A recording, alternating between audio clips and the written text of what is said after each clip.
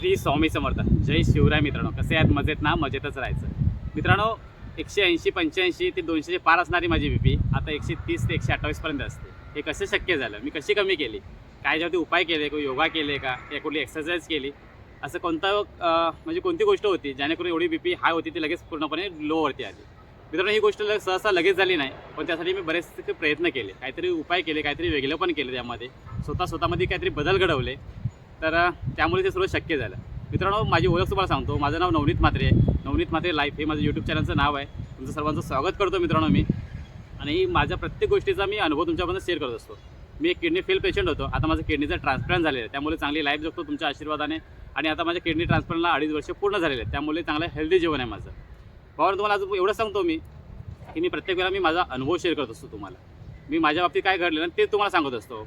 आता मी बीपीच्या 2 टाईम गोळ्या खातो. मी एक सकाळी खातो, एक संध्याकाळी खातो. तर मित्रांनो, जरी माझं ट्रान्सप्लांट झालं असलं तरी पण मला या गोळ्या तर खाणं गरजेचंच आहे, कारण की लाईफ टाईमसाठी या गोळ्या आहेत मला, आणि त्या मला चुकवायच्यासुद्धा नाही आहेत. आता माझ्या किती ग्रॅम यायचं तर मी मित्रांनो निकार्डिया गोळी खातो बीपीची, निकार्डिया 20. तर 2 टाईम खातो मी, सकाळी आणि रात्री खातो. एक व्हिडिओ टाकला की माझी एवढी हाय बीपी होती ती कशामुळे झाली, कोणतं कारण होतं मित्रांनो. तर मी माझं स्वतःचंच कारण सांगितलं ना. आणि आता बीपी मी माझं लो केलेलं आहे ना, एवढं म्हणजे बीपी लो म्हणजे बीपी एवढं कमी केलेलं आहे ना, 130 ते 128 पर्यंत. तर हे कसं केलं आहे हे फक्त मी माझ्या अनुभवातून तुम्हाला सांगणार आहे. आता तुम्हाला एकच गोष्ट सांगतो, हॉस्पिटलमध्ये असे बरेचसे पेशंट असतात, म्हणजे बीपीच्या मुले असतात या इतर कोणत्या तरी आजाराने त्रस्त असतात. ते लोक हॉस्पिटलमध्ये ट्रीटमेंट घेत असतात. ह्या लोकांना सर्व गोष्टी हॉस्पिटलमध्येच भेटत असतात, तरीसुद्धा त्यांची बीपी हाय होते.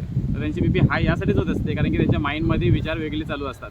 मग अचानक एखादा पेशंट हायपर होतो आणि त्याची बीपी एकदम फुल हायवरती जाते आणि मग डॉक्टरांची धावपळ चालू होते. तर मित्रांनो, सर्व गोष्टी आपल्या हॉस्पिटलमध्ये भेटत असूनसुद्धा आपली बीपी हाय असते, म्हणजे याच्यावरती काहीतरी वेगळा परिणाम आहे, म्हणजे काहीतरी याचं वेगळं कारण आहे. आणि ते कारण आहे ना, ते आपल्याला शोधायचं आहे. आता मित्रांनो, मी जेव्हा हॉस्पिटलमध्ये होतो ना, त्यावेळी मला टाईम टू टाईम जेवण भेटत होतं, टाईम टू टाईम औषधं भेटत होती, सर्व गोष्टी मला तिथेच भेटत होत्या. झोपणंसुद्धा टाईम टू टाईम भेटत होतं, परंतु माझी बीपी तरीसुद्धा कंट्रोलला येत नव्हती. मग डॉक्टरांना मी सहज विचारलं की डॉक्टर, आता माझं ऑपरेशन झालं आहे, मग बीपी माझ्या कंट्रोलला काय येत नाही? मग डॉक्टरांनी मला उत्तर दिलं की आपलं बीपी कमी करण्याचं एकमेव ठिकाण असतं ते म्हणजे आपलं माइंड असतं. तर तुझी बीपी कमी होईल, पण लगेच हे होणार नाही, थोडा टाईम जाईल त्यामध्ये, पण नक्कीच होईल. मग मित्रांनो, माझी बीपी आहे ना, कधी कधी मी 150ला यायची, 140ला सुद्धा यायची. पण तरी मला असं वाटायचं की 120 पर्यंत आपली बीपी आली तर आपल्याला बरंच होईल, म्हणजे एवढ्या गोळ्यावर खाण्याची आपल्याला जास्त आवश्यकता होणार नाही. त्यावेळी आपण जिमला जातो मित्रांनो ना, त्यावेळी आपण 4 ते 5 महिने जिम एकदम आवडीने करतो, मस्त करतो. पण किती जिम केल्याच्यानंतर ज्यावेळी आपली बॉडी बनत नाही ना, त्यावेळी मग आपण ती जिममधून सोडून देतो, मग पुन्हा कधीतरी रिटर्न चालू करतो. असं करता करता आपल्याला कधी कधी कंटाळा येताना ते काय करायचं आपण बंदच करतो. योगाचा सुद्धा तेच प्रकार आहे. आपण 4 दिवस आवडीने योगा करतो जेणेकरून आपली बीपी कमी व्हावी म्हणून, परंतु बीपी जर कमीच होत नसेल योगा करून सुद्धा, तर मग आपण कंटाळा करतो आणि मग ती योगा करायचं सुद्धा सोडून देतो. हाच प्रकार मित्रांनो सेम टू सेम आहे. परंतु एखादी गोष्ट आपण जी करतोय ना, ती रेग्युलरी कंटिन्यू केली म्हणजे त्याचा फायदा आपल्याला होईल की नाही हे गोष्टी न बघता आपण जर करतच राहिलो ना, तर त्याचा फायदा पुढे नक्कीच होतो. आता बरेच लोक योगा करतात ना, ते कंटिन्यू रोज ते स्वतःसाठी अर्धा तास देतात आणि ते रोज अर्धा तास योगा करतात आणि मग घरातून बाहेर पडतात. आता ती असं विचार करत नाही मनामध्ये की माझं बीपी कमी होईल की वाढेल, काहीच. जर आपण मनात विचार न करता कोणतीही गोष्ट तुम्ही केलीत ना, तर मित्रांनो, ही लाईफ टाईम आपल्यासाठी चांगली फायद्याचीच असते. परंतु माझा व्हिडिओ स्किप करू नका, जास्त मोठा नाही बनवणार, छोटाच बनवणार आहे. तुम्हाला असं काय कारण सांगणार माझा स्वतःचा अनुभवाचा, जेणेकरून तुम्हाला सुद्धा वाटेल की खरंच या गोष्टीचा आपल्याला सुद्धा नक्कीच फायदा होईल. मित्रांनो, बीपी हा विषय एक असा आहे की म्हणजे ती कोणती साधी गोष्ट नाही आहे की आपल्याला एक जास्त आपण जेवलो वगैरे, या कोणाला ते मारलं, या कोणाशी काहीतरी खोटं बोललो तर ती वाढली वगैरे, असं काही नाही मित्रांनो. बीपी हा स्वतःच्या मर्जीचा राजा आहे. तो कधीही वाढतो, कधीही कमी होतो. त्याला कंट्रोल फक्त एकच गोष्ट करते, म्हणजे तो आपले मन आणि आपलं माइंड. जर आपल्या मनामध्ये काहीतरी वेगळे विचार आले ना, तो माइंडला करंट देतो आणि मग माइंड आपलं जास्तीत जास्त बीपी हाय करतो. तर ज्या लोकांना बीपी याचा प्रॉब्लेम असतो त्यांसाठी हा डेंजर असतो. ज्यांना बीपीचा प्रॉब्लेम नसतो त्यांचीसुद्धा बीपी हाय होते, परंतु ठराविक कालासाठी असते ती, पुन्हा त्यांची जशी हाय त्याप्रमाणे चालू होते.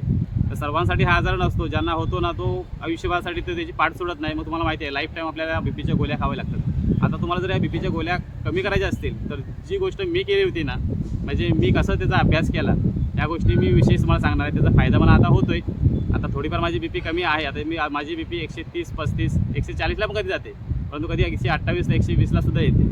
आता मी सुद्धा तो प्रयत्न करून बघा. आता तुम्हाला त्याचा फायदा होईल की मला माहिती नाही, परंतु थोडा तरी त्यातून तुम्हाला फरक नक्कीच पडेल. तर एखादी गोष्ट आपण करतोय ना, ती सारखी ज्यावेळी बिघडते ना, तर आपण त्यामध्ये काहीतरी चेंजेस पण आणतो की आपल्याला समजतं की काहीतरी चुकतं यामध्ये आपलं, त्यामुळे ती सक्सेस होत नसते.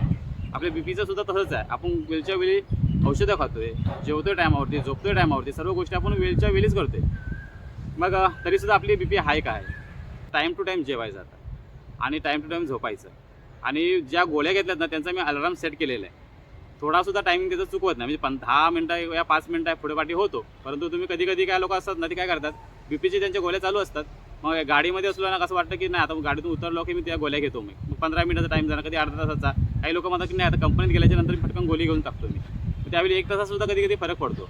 तर ज्या गोळ्यांची पॉवर असते ती पॉवर ही फक्त 12 तासाची असते. त्यामुळे ज्या टायमिंगच्या गोळ्या आपण घेतल्यात त्या अपोजिटला दुसऱ्या टायमिंग जेव्हा चालू होतो ना, त्या सेम टू सेम टाईमला आपल्याला ती गोळी घेणं गरजेचं आहे मित्रांनो. आपण जर तो टायमिंग चुकवला ना की मग आपला रोटेशन असतो तो चेंज होतं आणि मग ती बी पी कंट्रोलला येत नसते. आता आपला हाय ब्लड प्रेशर कमी करण्याचा एकमेव आणि साधासुद्धा उपाय एक तुम्हाला सांगतो मी. तर तुम्हाला पटलं तर नक्कीच करा, कारण की मी केलेला आहे, मला त्याचा अनुभव आलेला आहे आणि मला त्याचा फरकसुद्धा जाणवलेला आहे. आता मी तुम्हाला एवढं सांगतो की तुम्ही फक्त शांत राहायचं. आता तुम्ही म्हणाल शांत राहायचं म्हणजे काय करायचं, काय बोलायचंच नाही कोणाशी. तर हो मित्रांनो, कधीच कोणाशी काय बोलायचं नाही, फक्त शांत राहायचं. चिडचिडपणा तर करायचीच नाही, ती सोडूनच द्यायची. आता ह्या गोष्टी म्हणजे लगेच आता आपण ठरवलं आणि उद्यापासून होतील असं नाही होणार. असते आपल्याला ती सवय करायची. आपल्याला जर बोलायचं असेल ना तर आपल्या परिवारा म्हणजे आपल्या कुटुंबाशीच बोलायचं, आपल्या बायकोशी बोलायचं, आपल्या मुलांशी बोलायचं, आपल्या आईशी बोलायचं. परंतु आपल्या परिवारामधले जे काही विषय असतात, महत्त्वाचे असू दे या कुठले डेंजर असू दे, या विषयामध्ये आपण पडायचंच नाही. त्यांच्यापासून खूप लांब राहायचं. म्हणायचं की आता मला ह्या गोष्टीमध्ये पडायचंच नाही, मला काही इंटरेस्टच नाही, कारण की माझं आयुष्य, माझी लाईफ आता महत्त्वाची आहे मला. त्यामुळे मी तुमच्यापासून आता दूर आहे. बाहेरच्या दुनियापासून आपण थोडं वेगळं राहायचं, शांत राहायचं. ज्यावेळी आपण शांत राहतो, आपण काय कोणाशी बोलत नाही ना, त्यावेळीच आपले बाहेरचे जे लोकं असतात, जे आपले परिवाराचे म्हणा या आपली दुसरी लोकं असतात, ते आपल्या जवळ येतात. ते लोकं आपुलकीने आपल्याला विचारतात मित्रांनो. आणि ज्यावेळी ते लोकं आपल्याला आपुलकीने विचारतात ना, त्यावेळी आपल्याला बरं वाटतं थोडंसं, की चला काहीतरी फरक जाणवते याच्यावरती. आणि मग ज्यावेळी आपल्या चेहऱ्यावरती हसू येतो ना आणि समाधान वाटतो, त्यावेळी आपली बी पी आपोआप कमी होत जाते. तर हा मी प्रकार आहे ना गेली म्हणजे 4-5 महिन्यापासून करतोय. आता मी सर्वांना सांगतो की मी आता जास्त बोलत नाही, मला तुमच्या कुठल्या भानगडीत पडायचं नाही आहे. मी माझे परिवार म्हणजे माझा जो कुटुंब आहे तो आणि मी बस यामध्येच असतो. बाकी माझी कशी लाईफ जगायची आहे तेवढंच मी फक्त ठरवतो. तर मित्रांनो, ह्या गोष्टींचा ना मला खूप सारा फरक जाणवलेला आहे. तुम्हीसुद्धा हा प्रयत्न करून बघा, तुमचा बी पी नक्कीच लो लावेल. कारण की आपण डेली रोजच्या रोज टाईमला बी पीच्या गोळ्या खातोय, पण आपला बी पी कमी का होत नाही.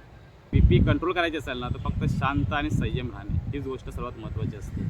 तर आजचा माझा छोटासा व्हिडिओ होता, तो तुम्हाला आवडला असेल ना तर नक्कीच आपल्या व्हिडिओला सबस्क्राईब करायचं, लाईक करायचं, शेअरसुद्धा करायचं. पुन्हा भेटू अशा नव्या व्हिडिओमध्ये. तोपर्यंत सर्वांना श्री स्वामी.